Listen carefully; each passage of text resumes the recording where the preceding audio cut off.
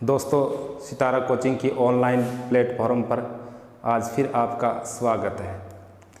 इससे पहले की जो कक्षाओं में हमने मेवाड़ का इतिहास पढ़ा था, इस मेवाड़ के इतिहास को आगे बढ़ाते हुए हम आज आपको मेवाड़ के इतिहास के 3 शासकों के बारे में विशेष जानकारी प्रदान करेंगे।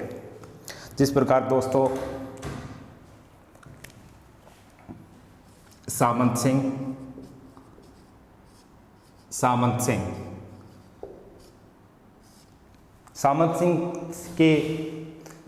से पहले का विशेष वर्णन हमने पीछे की कक्षाओं में पढ़ा था। आज हम पढ़ने जा रहे हैं सामंत सिंह के पुत्र का नाम। दोस्तों, सामंत सिंह के पुत्र का नाम इतिहास में जेतर सिंह बताया गया है। जेतर सिंह यानी सामंत सिंह के पुत्र का नाम जेतर सिंह बताया गया इतिहास में। जेतर सिंह का शासनकाल 1213 से लेकर 1250 तक था। यानी 1213 से लेकर 1250 तक जेतर सिंह का शासनकाल इतिहास में माना गया है। इतिहासकार दशरथ शर्मा के अनुसार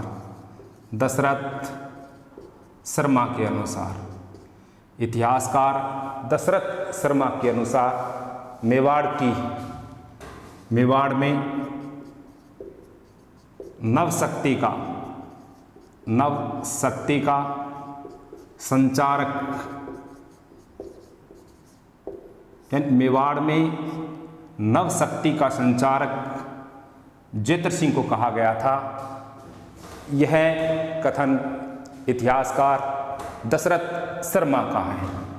इसी प्रकार गौरीशंकर ओझा के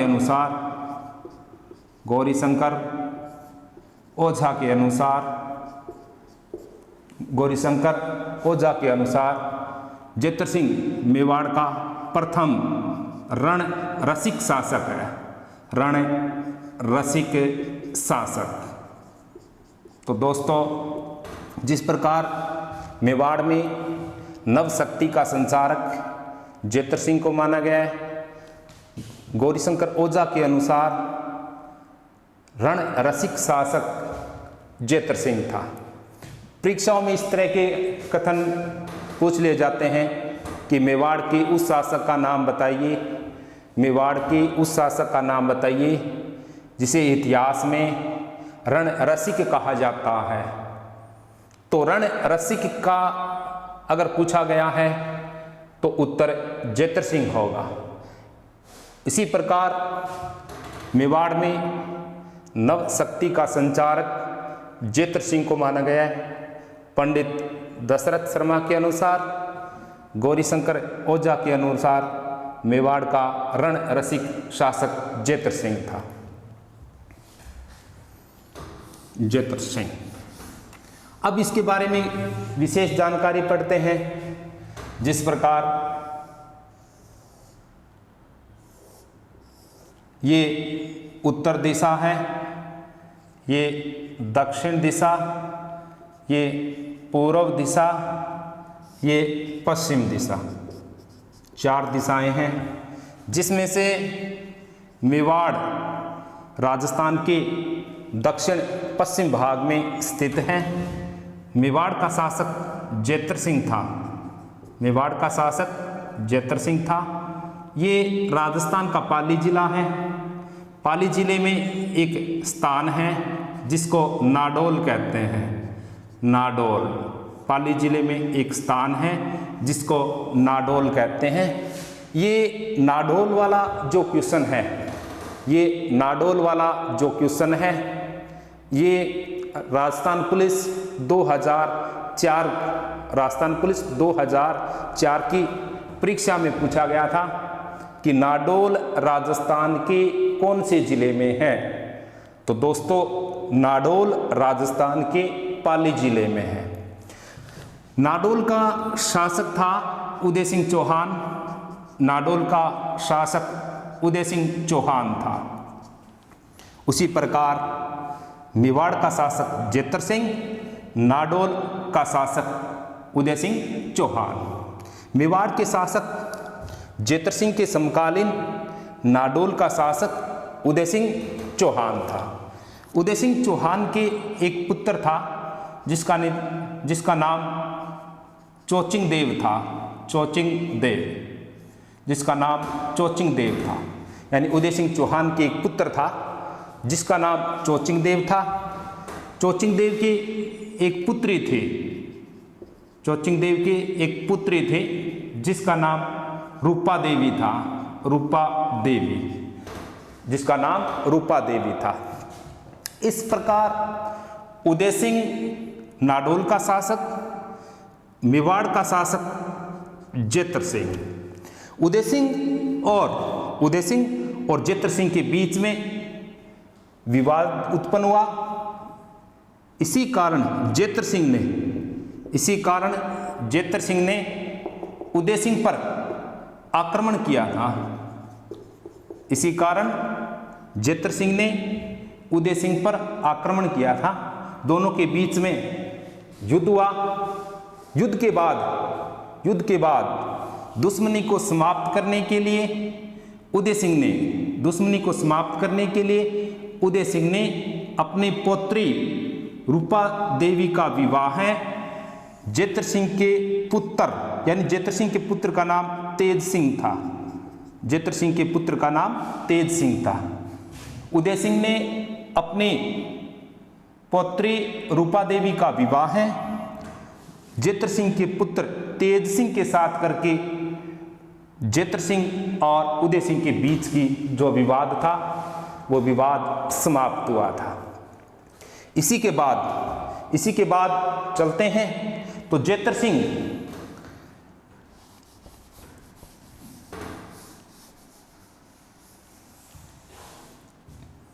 ये रहेगी दोस्तों दिल्ली, और ये रह गया मेवाड़ और दिल्ली। दोस्तों मेवाड़ का शासक जब जेतर सिंह होता है, तब दिल्ली का शासक इल्तुतमिश था।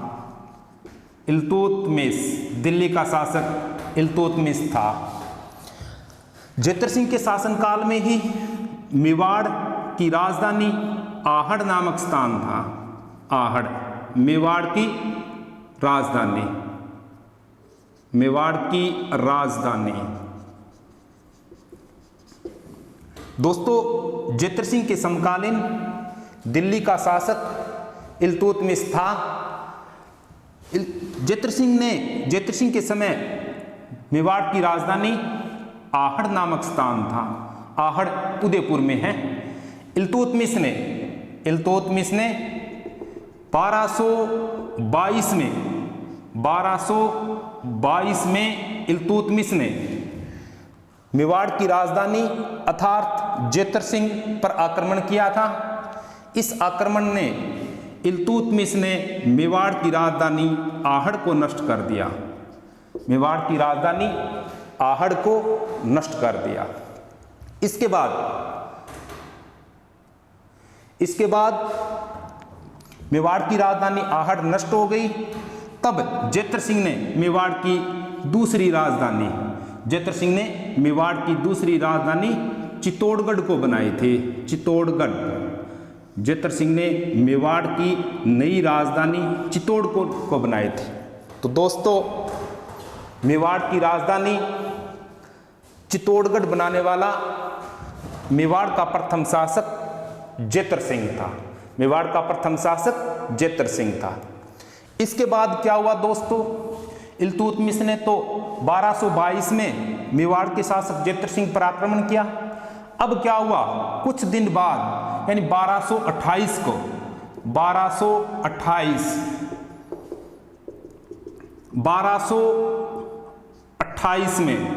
1228 में इल्तुतमिश ने मेवाड़ के शासक जेतर सिंह पर पुनः आक्रमण किया था। 1228 में इल्तुतमिश और जेतर सिंह की सेना के बीच 1228 में इल्तुतमिश और जेत्र सिंह की सेना के बीच 1228 में इल्तुतमिश और जेत्र सिंह की सेना के बीच उदयपुर जिले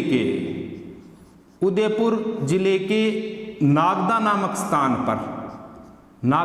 स्थान पर युद्ध हुआ था। इसी युद्ध को इतिहास में बुताला का युद्ध कहते हैं। बुताला का युद्ध। तो दोस्तों, इस प्रकार के प्रश्न परीक्षा में पूछ लिए जाते हैं कि बुताला का मैदान राजस्थान के कौन से जिले में है। तो बुताला का मैदान राजस्थान के उदयपुर जिले में है। बुताला का युद्ध कब हुआ? तो 1228 में। बुताला का युद्ध किन किन के बीच में हुआ? तो जेत्र सिंह और इल्तुतमिश के बीच में। इस युद्ध के अंदर, बुताला के युद्ध में जेत्र सिंह की विजय हुए थे। बुताला के युद्ध में जेत्र सिंह की विजय हुए थे। तो जिस प्रकार मेवाड़ के शासक जेत्र सिंह के समकालीन दिल्ली का शासक इल्तुतमिश था। इल्तुतमिश ने 1222 में मेवाड़ के शासक जेत्र सिंह पर आक्रमण किया। उस समय मेवाड़ की राजधानी आहड़ नामक स्थान था। आहड़ नामक स्थान को इल्तुतमिश ने पूर्ण रूप से नष्ट कर दिया। तब जेत्र सिंह ने मेवाड़ की दूसरी राजधानी चित्तौड़गढ़ को बनाई थी। अर्थात चित्तौड़गढ़ को मेवाड़ की राजधानी बनाने वाला, चित्तौड़गढ़ को मेवाड़ की राजधानी बनाने वाला प्रथम शासक जेत्र सिंह था। इसके बाद दिल्ली का शासक नासिरुद्दीन, इल्तुतमिश के बाद दिल्ली का शासक नासिरुद्दीन को बनाया गया। नासिरुद्दीन के भाई का नाम जलालुद्दीन था। नासिरुद्दीन के भाई का नाम जलालुद्दीन था। अब क्या काम हुआ? नासिरुद्दीन और जलालुद्दीन, इन दोनों के बीच में फिर विवाद हो गया। यानी दिल्ली के दो भाई राज्याभिषेक के लिए, राजगद्दी के लिए दोनों के बीच विवाद हुआ। इस विवाद में जलालुद्दीन नासिरुद्दीन के भय से दिल्ली को छोड़कर और जेत्र सिंह के दरबार में आ गया, अर्थात चित्तौड़गढ़ आ गया। जब इस बात का पता नासिरुद्दीन को चला तो नासिरुद्दीन ने जेत्र सिंह के पास एक संदेश भेजा था कि यहाँ जलालुद्दीन आया हुआ है, यहाँ आपके दरबार में जलालुद्दीन आया हुआ है, अतः जलालुद्दीन को शरण नहीं दी जानी चाहिए। तब जेत्र सिंह ने मना कर दिया था इस बात के लिए। तब जलालुद्दीन को शरण देने के कारण ही नासिरुद्दीन ने 1248 में मेवाड़ के शासक जेत्र सिंह पर 1248 में नासिरुद्दीन ने आक्रमण किया था, लेकिन ये आक्रमण करने में नासिरुद्दीन असफल हुआ था। अब इसी तरह के प्रश्न परीक्षाओं में पूछ लिए जाते हैं कि नासिरुद्दीन ने 1248 में मेवाड़ के शासक जेत्र सिंह पर आक्रमण किया था। इस आक्रमण का मुख्य कारण क्या था? तो दोस्तों, इस आक्रमण का मुख्य कारण यही था कि जेत्र सिंह ने जलालुद्दीन को शरण दी थी। इस बात से नासिरुद्दीन नाराज था। अब पढ़ते हैं दोस्तों कि जेत्र सिंह के शासनकाल में एक ग्रंथ की रचना हुई थी, जिस ग्रंथ का नाम पाक्षिकवर्ती था। पाक्षिकवर्ती नामक ग्रंथ की रचना किसके दरबार में हुई थी, अर्थात किसके शासनकाल में हुई थी? तो पाक्षिकवर्ती नामक ग्रंथ की रचना जेत्र सिंह के शासनकाल में हुई थी। तो जिस प्रकार हम जेत्र सिंह के बारे में पढ़ रहे हैं, तो जेत्र सिंह का शासनकाल 1213 से लेकर 1250 तक है। 1213 से लेकर 1250 तक। मेवाड़ का शासक जब जेत्र सिंह होता है, तब दिल्ली का शासक इल्तुतमिश होता है। इल्तुतमिश ने 1222 में मेवाड़ पर आक्रमण किया था, मेवाड़ की राजधानी आहड़ को नष्ट कर दी। तब जेत्र सिंह ने जेतर सिंह ने आहड़ के स्थान पर चित्तौड़गढ़ को मेवाड़ की राजधानी बनाया था। इल्तुतमिश ने 1228 में मेवाड़ के शासक जेतर सिंह पर पुनः आक्रमण किया। इल्तुतमिश और जेतर सिंह की सेना के बीच 1228 में उदयपुर जिले के नागदा नामक स्थान पर भूताला का युद्ध हुआ था। इस युद्ध में जेतर सिंह की विजय हुए थे। इसके बाद 1248 में नासिरुद्दीन ने जेतर सिंह पर आक्रमण किया था, लेकिन नासिरुद्दीन असफल हुआ था। तो दोस्तों, ये जेतर सिंह के शासनकाल की बात है। जेतर सिंह के शासन के बाद अब पढ़ेंगे हम तेज सिंह। जेतर सिंह के बाद अब पढ़ेंगे हम तेज सिंह। जिस प्रकार जेतर सिंह के पुत्र का नाम तेज सिंह बताया गया इतिहास में। जेतर सिंह के पुत्र का नाम तेज सिंह। तेज सिंह का शासनकाल 1250 से 1273 तक है। जेतर सिंह का शासनकाल 1250 से 1273 तक। जिस प्रकार हम पढ़ते हैं, तो सबसे पहले इसका महत्वपूर्ण क्वेश्चन कौन सा होता है, तो तेज सिंह के बारे में जो महत्वपूर्ण प्रश्न परीक्षा में किस प्रकार के आते हैं, वो भी आपको मैं बताने जा रहा हूं। जिस प्रकार तेज सिंह, सबसे पहले तो मेवाड़ चित्रशैली की शुरुआत। मेवाड़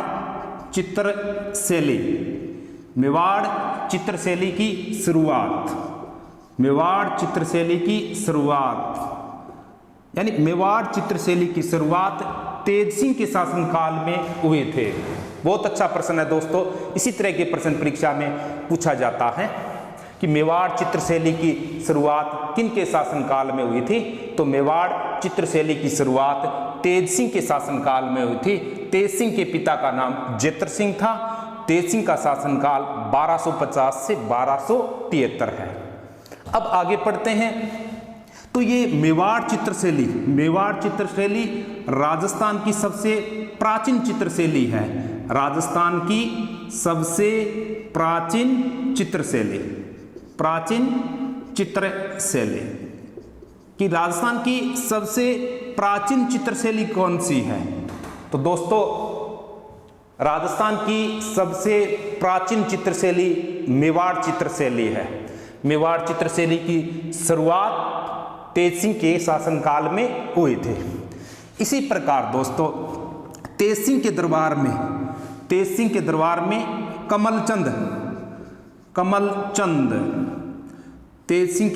में कमलचंद नामक चित्रकार था।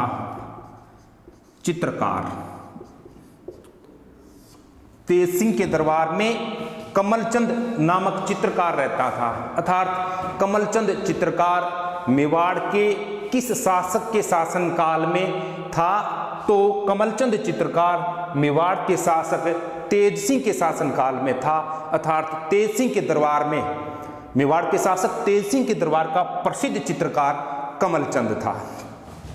इस कमलचंद ने एक ग्रंथ को चित्रित किया था।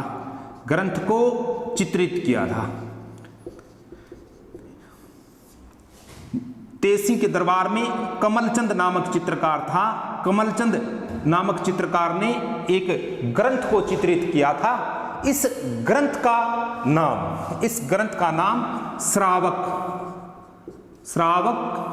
प्रतिक्रमण सूत्र चूर्णी श्रावक प्रतिक्रमण सूत्र चूर्णी। ये जो ग्रंथ है श्रावक प्रतिक्रमण सूत्र चूर्णी नामक जो ये ग्रंथ है, ये मेवाड़ चित्रशैली का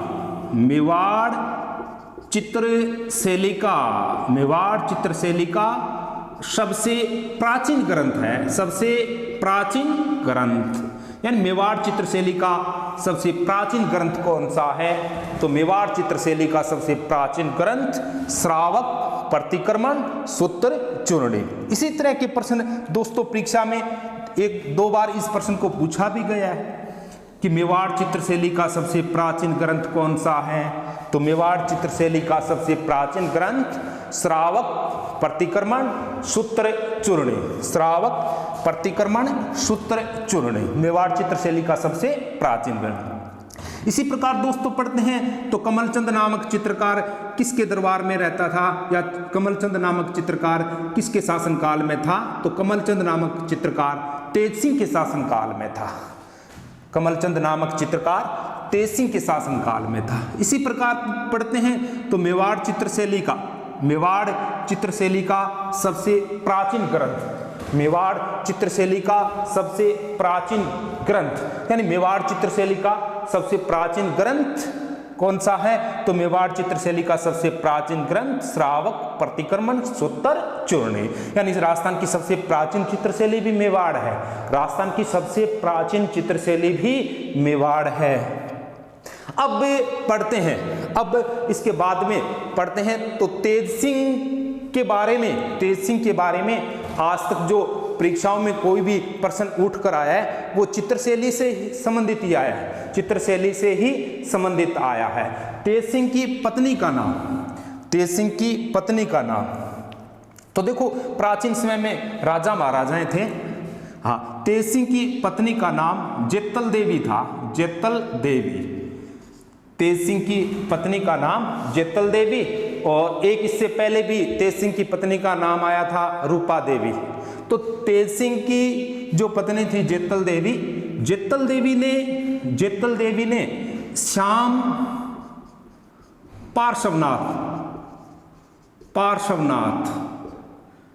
जेतल देवी ने श्याम पार्श्वनाथ के देवालय का निर्माण करवाया था। श्याम, तेज सिंह की पत्नी का नाम जेतल देवी था। जेतल देवी ने श्याम पार्श्वनाथ के देवालय का निर्माण करवाया था। श्याम पार्श्वनाथ का देवालय, यानी श्याम पार्श्वनाथ का देवालय चित्तौड़गढ़ जिले में है।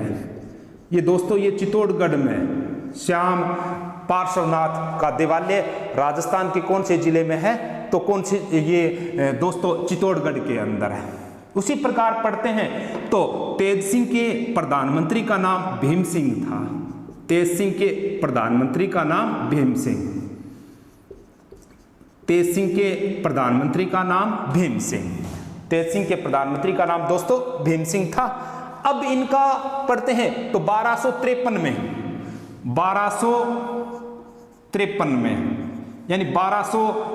में दिल्ली के शासक गयासुद्दीन बलबन 1253 में दिल्ली के शासक गयासुद्दीन बलबन ने मेवाड़ के शासक तेज सिंह पर आक्रमण किया था, लेकिन इस आक्रमण को तेज सिंह ने असफल कर दिया था। तो जिस प्रकार दो शासक अभी हमने पढ़े हैं, पहला शासक हमने पढ़ा था जेतर सिंह, और जेतर सिंह के पुत्र का नाम था तेज सिंह। तेज सिंह के बारे में जितनी भी इतिहास के अंदर घटनाएं आई हुई है वो घटनाएं आपके सामने है। अधिकतर प्रश्न तेज सिंह के बारे में जो परीक्षाओं में आता है श्रावक प्रतिक्रमण सूत्र चूर्णी, या फिर इसके बारे में पूछ लेता है कमलचंद के बारे में। अब एक बात करते हैं दोस्तों, आगे जो राजस्थान पुलिस की वैकेंसी आने वाला जो पेपर होने वाला है उसका बीएसटीसी का पेपर होने वाला है। तो अब जो राजस्थान पुलिस का पेपर होगा, बीएसटीसी का पेपर होगा, इन दो पेपरों में से एक पेपर में ये प्रश्न अवश्य आना है। एक पेपर में ये प्रश्न जरूर आएगा कि यानी कि राजस्थान की सबसे प्राचीन चित्रशैली कौन सी है। तो राजस्थान की सबसे प्राचीन चित्रशैली कौन से क्षेत्र की है। तो दोस्तों राजस्थान की सबसे प्राचीन चित्रशैली मेवाड़ क्षेत्र की है, अर्थात उदयपुर की है। चलो दोस्तों आगे पढ़ते हैं, फिर मेवाड़ के इतिहास को आगे बढ़ाते हुए।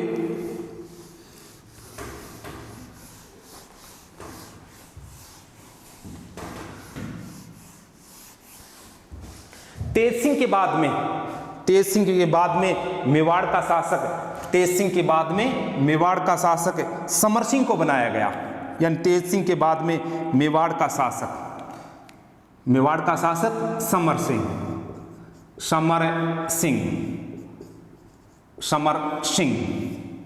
तेज सिंह के बाद में मेवाड़ का शासक समर सिंह को बनाया गया।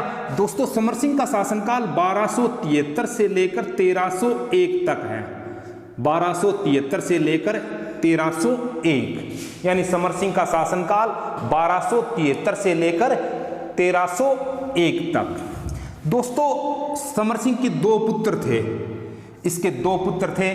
बड़े पुत्र का नाम रतन सिंह था, रतन सिंह, बड़े पुत्र का नाम रतन सिंह, और छोटे पुत्र का नाम कुंभकर्ण था, कुंभकर्ण। यानी समर सिंह के दो पुत्र थे, बड़े पुत्र का नाम रतन सिंह और छोटे पुत्र का नाम कुंभकर्ण। जिस प्रकार रतन सिंह मेवाड़ में रावल शाखा का अंतिम शासक था, अंतिम शासक।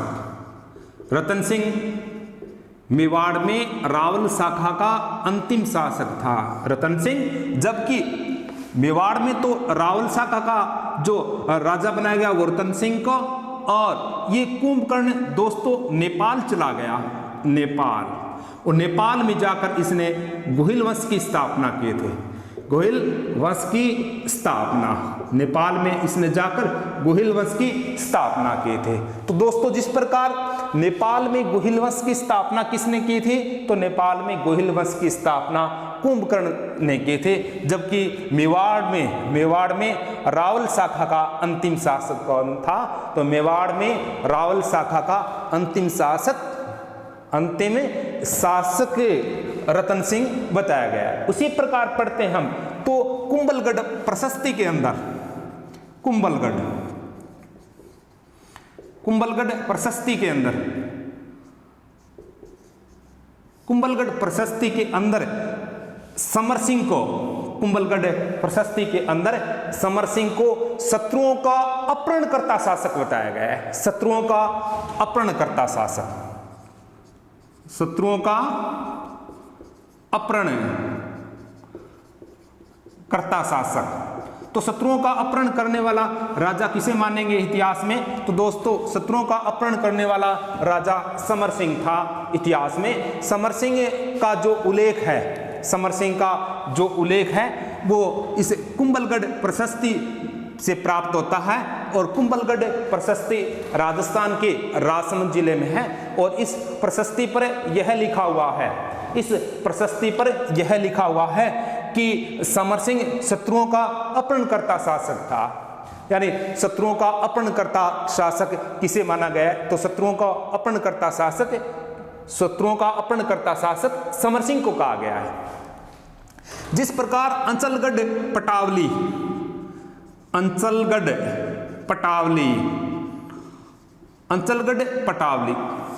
अंचलगढ़ दोस्तों सिरोही में है, अंचलगढ़ सिरोही में है, और अंचलगढ़ पटावली के अनुसार अंचलगढ़ पटावली पर यह लिखा हुआ है कि जैन आचार्य सुमीथनाथ के कहने पर समर सिंह ने जीव हिंसा पर रोक लगाई थी, जीव हिंसा पर रोक। तो जीव हिंसा पर रोक लगाने वाला मेवाड़ का शासक कौन था, तो जीव हिंसा पर रोक लगाने वाला मेवाड़ का शासक समर सिंह था। जीव हिंसा पर रोक लगाने वाला मेवाड़ का प्रथम शासक समर सिंह था। शत्रुओं का अपहरणकर्ता भी समर सिंह को बताया गया है। इस बात का उल्लेख कुंभलगढ़ प्रशस्ति में मिलता है, जबकि जीव हिंसा पर रोक लगाने वाला राजा समर सिंह को बताया गया था, इसका उल्लेख अंचलगढ़ पटावली में मिलता है। अब दोस्तों 2007 से पहले की जो भर्ती परीक्षाएं हुआ करती थी उसमें नॉर्मल क्वेश्चन अधिकतर रूप से पूछे जाते थे। लेकिन जिस प्रकार विद्यार्थियों की संख्या को देखते हुए वर्तमान में गहराई के क्वेश्चन सर्वाधिक आने लगे हैं, तो इस प्रकार के प्रश्न परीक्षा में आ सकते हैं कि समर सिंह ने किन के कहने पर जीव हिंसा पर रोक लगाई थी। तो समर सिंह ने किन के कहने पर जीव हिंसा पर रोक लगाई थी? तो जैन आचार्य सुमितनाथ के कहने पर जीव हिंसा पर रोक लगाए थे। इसी प्रकार इसको समर सिंह को आगे बढ़ाते हुए, जिस प्रकार समर सिंह का शासनकाल 1273 से 1301, समर सिंह के 2 बेटे थे, एक का नाम रतन सिंह और दूसरे का नाम कुंभकर्ण। अब जो मेवाड़ में जो राजा बनता है वो रतन सिंह है। रतन सिंह रावल शाखा का अंतिम शासक था, जबकि कुंभकर्ण मेवाड़ छोड़कर नेपाल चला गया। इसने नेपाल में गोहिल वंश की स्थापना किए थे। शत्रुओं का अपहरणकर्ता भी समर सिंह को बताया गया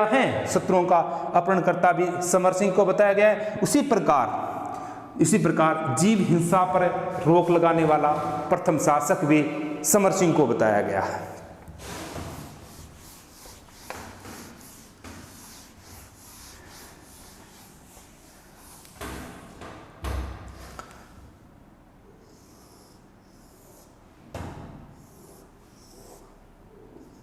उत्तर, दक्षिण, पूर्व, पश्चिम। उत्तर, दक्षिण, पूर्व, पश्चिम, ये मेवाड़ है। और मेवाड़ का शासक था समर सिंह। ये गुजरात है, और आप जानते हैं कि गुजरात में एक प्रसिद्ध मंदिर बना हुआ था, ये सोमनाथ का मंदिर है। सोमनाथ का मंदिर है। ये दिल्ली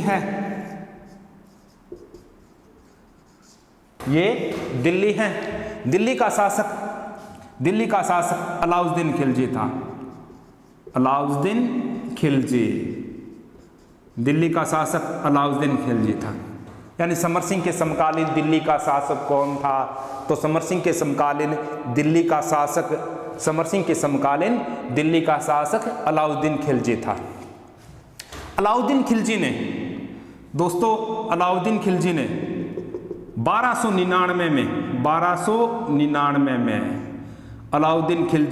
1299 में और सोमनाथ के मंदिर को लूटने के लिए गुजरात अभियान भेजा था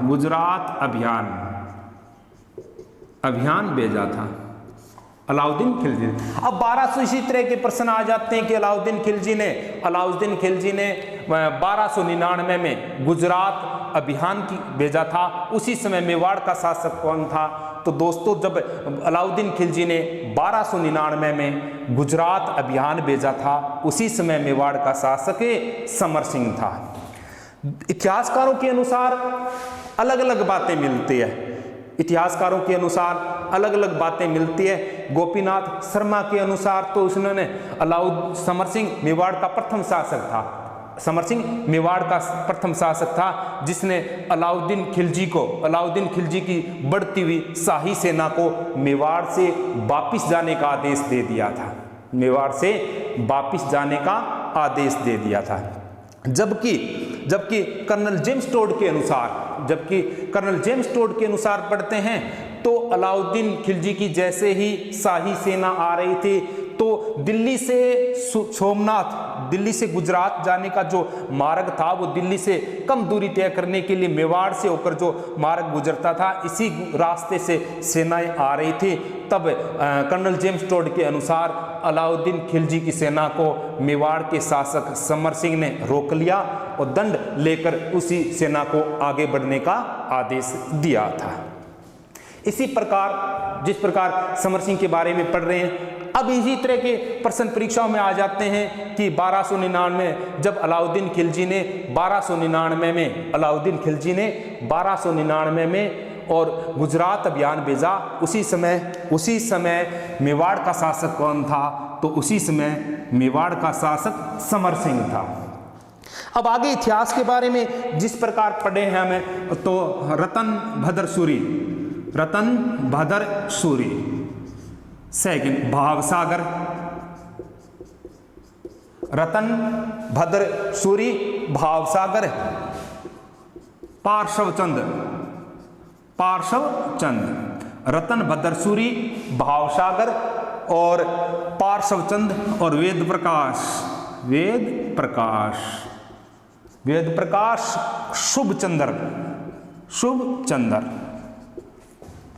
रतन भदर सूरी, भावसागर, पार्श्वचंद्र, वेद प्रकाश और शुभचंद्र, ये सभी समर सिंह के दरबार में विद्वान थे। ये सभी समर सिंह के दरबार में विद्वान थे। ठीक है। अब इसी तरह के प्रश्न परीक्षा में इस तरह के तो आ तो जाते हैं, लेकिन ये तो काफी गहराई का प्रश्न हो गया। रत्न भदर सूरी, भावसागर, पार्श्वचंद्र, वेद प्रकाश, शुभचंद्र, ये किनके शासनकाल में किसके दरबार में विद्वान थे? तो दोस्तों ये समर सिंह के दरबार में विद्वान थे। तो दोस्तों आज हमने मेवाड़ के 3 शासकों के बारे में पढ़ा है। जिस प्रकार पहला शासक हमने जेतर सिंह, और उसके बाद में तेज सिंह, और उसके बाद में समर सिंह। धन्यवाद दोस्तों।